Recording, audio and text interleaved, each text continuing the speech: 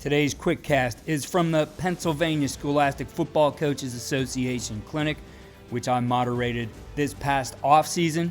This is with Jamey Chadwell, who was the Coach of the Year and coached Coastal Carolina to a number 14 finish in the final coaches poll.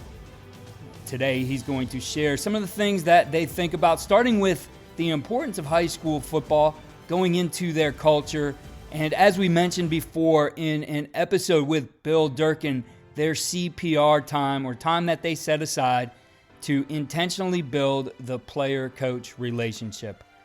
This one's short, but there's a lot here for you, and I think it'll give you some ideas as you continue to build your team for the 2021 season. The entire talk is available on CoachTube. Link will be in the show notes. So why high school football? First thing, football teaches structure. A lot of kids might not know where their next meal is, but they know what's happening on Thursday at game week because of the structure and the routine you give them. That's powerful. All right. What else does it do? It delays gratification. It's a 6-to-work play ratio. It teaches you to love the grind. It teaches you have to earn it. And that's something that's missing in today's age. Football teaches lessons that will be everlasting, that will last long after they're done with that football field. Football doesn't exclude, no barrier to entry. It gives opportunity to all. It doesn't matter color, doesn't matter size, doesn't matter shape. Everybody has an opportunity to put on that helmet, put on that uniform, and represent their team, represent their school. Anybody can be included in it. That's what makes it special. That's what makes it the greatest game possible. And then lastly, you have 88 opportunities. You got 6 special teams if you count field goal block, and you got offense and defense. Some person on your team that might not ever get a chance to do anything else, he might be on the field goal team as a wing or the field goal block team, and that might be his one opportunity to get on the field, but you don't know how much that'll impact him and impact his future. As a high school coach, you have the opportunity to mold them into something special because you have the name coach in front of you. And my young children right now, I've got 11, 8, and 6. They come home, they say teacher says or coach says. That's powerful. And you have a chance to leave a lasting legacy, and I hope it's more than wins for you. Yes, I know we have to win. I know that's important. We compete to try to win. But the lessons that you're learning, how to become a champion, that's way more important. And then you get a chance because of the position you're in, whether you're a head coach, whether you're a head coach or your little position. Everybody's a head coach of something. What type of legacy are you leaving, and what type of influence are you leaving on those young people? Football is special because it does give opportunity that maybe there wouldn't exist otherwise. Use where God's put you for good. And so that's my soapbox, so to speak, but that's why I think high school football is so important. That's why I was thankful to be around high school football my whole life, and my father being a coach there. It's important. Now let's get into a little bit of Coastal Carolina, just a little bit about us. Conway, South Carolina, just renovated our stadium to be 20,000 seats. We're in the Sun Belt Conference, really good G5 league. And then we're associated with the Myrtle Beach Bowl, if you had a chance to watch that this year or not, but it's a good bowl game. And we do have teal turf if you watch this year. All right, let's go to our why. All right. And so I think as a coach, I think you have to have a why your program. I think that's important, why you do it. It can't be just about winning. Everybody wants to do that. I think you have to have something different. And for us, our whys, we're a relationship-based program. And we call it CPR, which is coach-player relationship. When you think about CPR, you think about at what heart you're trying to resuscitate or save somebody. And so for us, our why is behind that coach-player relationship. And what we do, what we teach is our coach's job is to love and serve our players.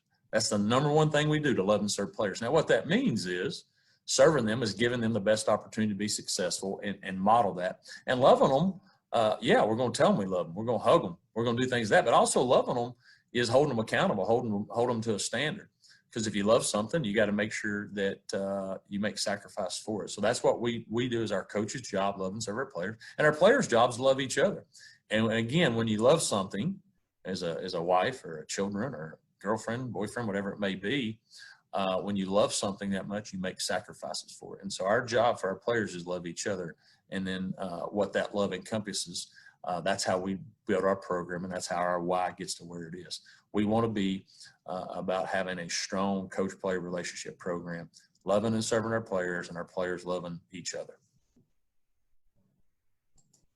All right, building a winning program. Again, fourth time being a head coach, and I've used these at every level, and we've had success at every level, and because we have a vision, and we have a culture, we have values, and everything we do is to build that culture and continue to build that culture strong. So first thing, building a winning program, you must have a great culture. We're going to go through that today. Your coach-player relationship, create and maintain a standard, core values and beliefs must align, academic accountability, discipline, and then life after football. So these are things that are part of our program. We'll go through it and what they're about.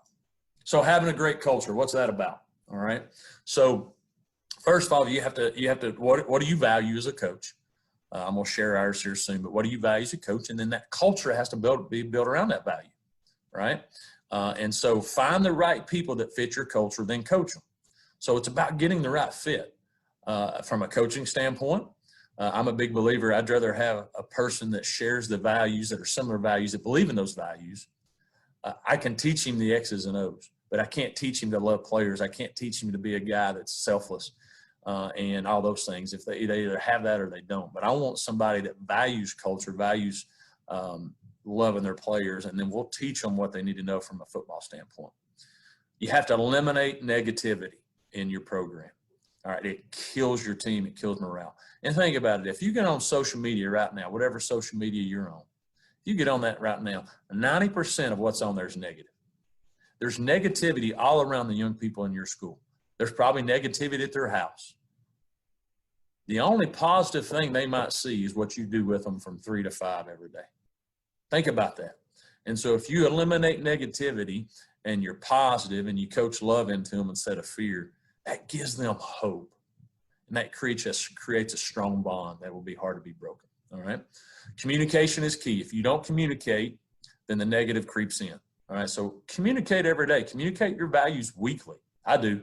Communicate your values weekly. Try to find a different way to say them, but communicate your values weekly and uplift your players in a positive way. All right. Build trust and engage the team constantly. How do you build trust? You do things from that standpoint. You build trust by being consistent. You say you're going to do it, you do it.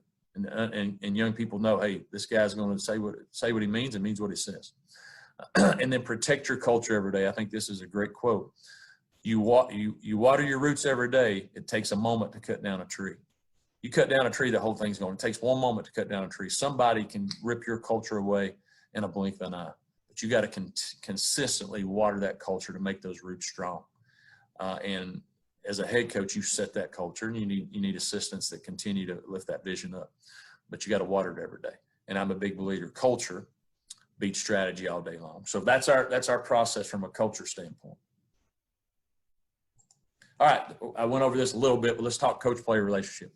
CPR, that coach-player relationship, what that does is it builds a family atmosphere.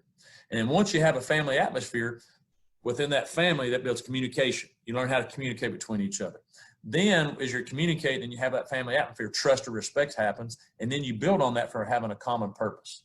All right, so for me, this was at a dinner table growing up.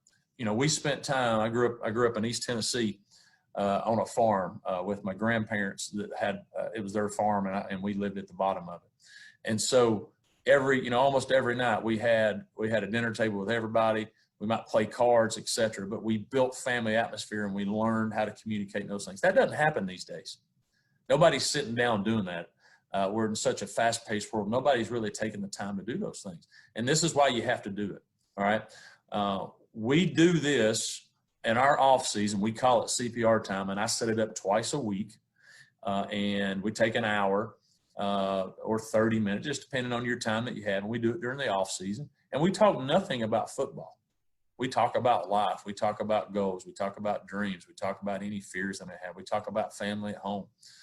We talk about things that will continue to build trust and respect and find that common purpose, but allow them to feel part of our family. It allows them to learn how to communicate in an effective way. But this builds trust within our team, which is most important. If you don't have trust, you can't have a relationship. So that's our CPR. Thank you again for listening to the Coach and Coordinator podcast. Again, the entire talk can be found on CoachTube. The link in the show notes. I highly recommend picking this one up for your library and learning more about how you can build your team. Follow all we're doing at coachandcoordinator.com and follow me on Twitter at Coach K. Grabowski.